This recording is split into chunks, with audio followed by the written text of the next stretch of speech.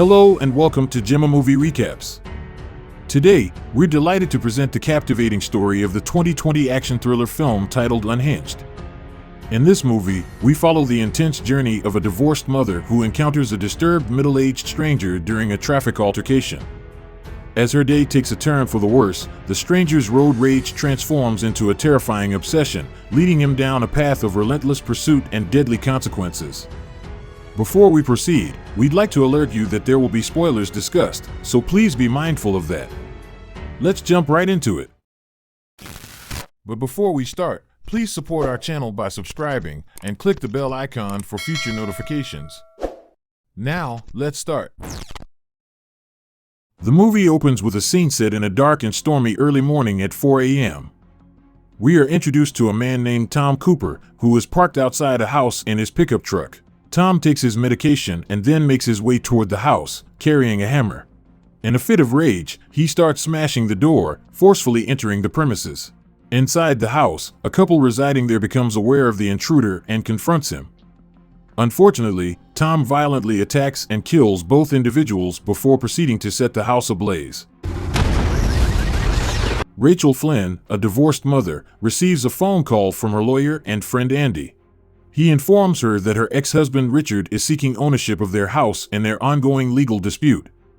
Rachel resides in the house with her son Kyle, as well as her younger brother Fred and his girlfriend Mary, creating a shared living arrangement. Rachel drives her son Kyle to school amidst heavy traffic. While in the car, Kyle has a conversation with his father Richard over the phone, who informs him that he won't be able to attend his upcoming game. Rachel then receives a call from a client named Deborah Haskell, whom she informs that she is running late.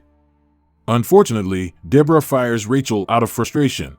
Frustrated and running behind schedule, Rachel finds herself stopped at a red light behind Cooper's pickup truck.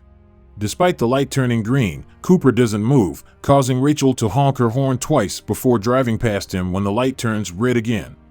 Soon after, Rachel finds herself stopped at another red light, and Cooper pulls up alongside her car. Cooper engages in conversation with Kyle through the open window, explaining the concept of light courtesy taps. Rachel, feeling pressed for time, responds aggressively to Cooper, but he appears to threaten them. As they continue driving, Cooper cuts Rachel off on the road, escalating the tension between them. After dropping off Kyle, Rachel stops at a gas station to take a break. Inside the shop, she notices Cooper's pickup truck parked behind her car. Rachel becomes visibly uneasy, and the clerk and a customer named Leo pick up on her distress. Rachel confides in them, expressing her belief that she is being followed. Leo offers to accompany her outside to get the license plate number of Cooper's truck so she can report him to the police. They step outside, and Leo successfully manages to retrieve the license plate information. Rachel returns to her car, but the situation takes a tragic turn when Leo taunts Cooper.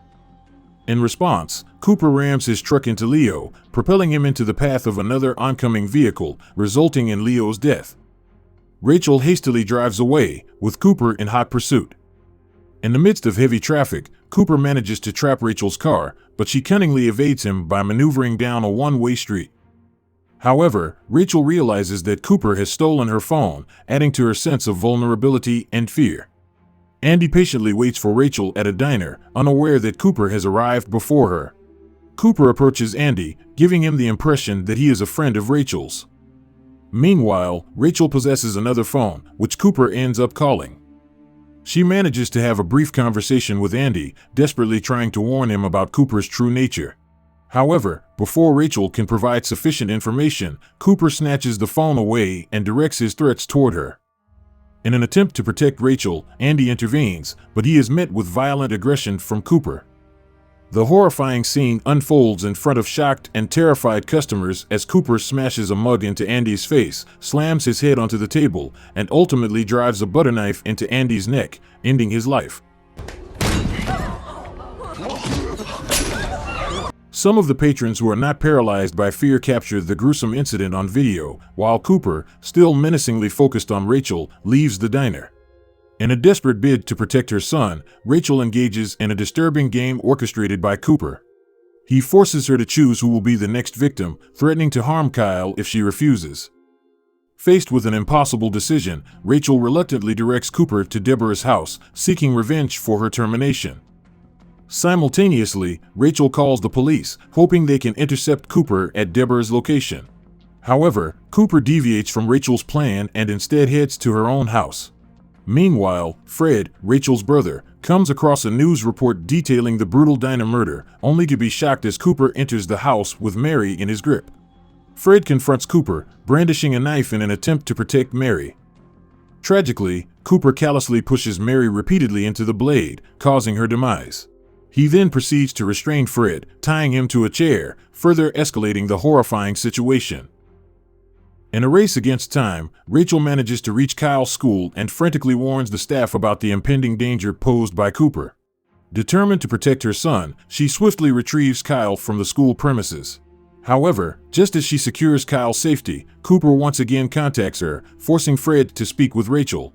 Tragically, before Rachel's horrified ears, Cooper sets Fred on fire, subjecting him to a gruesome fate. In a stroke of fortune, law enforcement officers arrive at the scene, responding to the escalating situation. They storm into the house, confronting Cooper. Amid the chaos, Cooper sustains a gunshot wound to his shoulder but manages to escape from the authorities. The responding officer promptly attends to the dire situation, extinguishing the flames engulfing Fred and offering him much-needed aid. Cooper's relentless pursuit of Rachel and Kyle intensifies as he steals a minivan and catches up to them on the highway. Desperate for help, Rachel and Kyle attempt to flag down a police officer for assistance.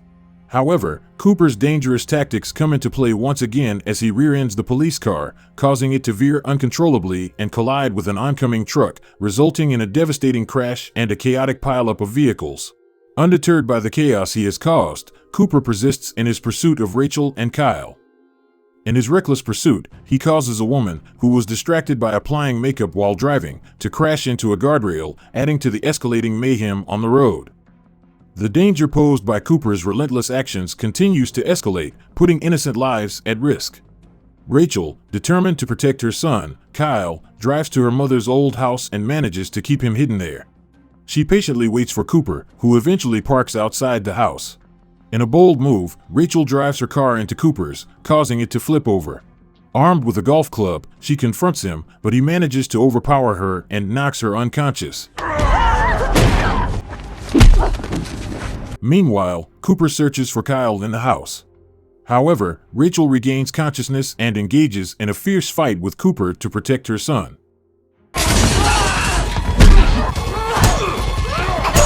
Despite Cooper's attempts to attack Kyle, Rachel intervenes, jamming a pair of scissors into his eye, incapacitating him.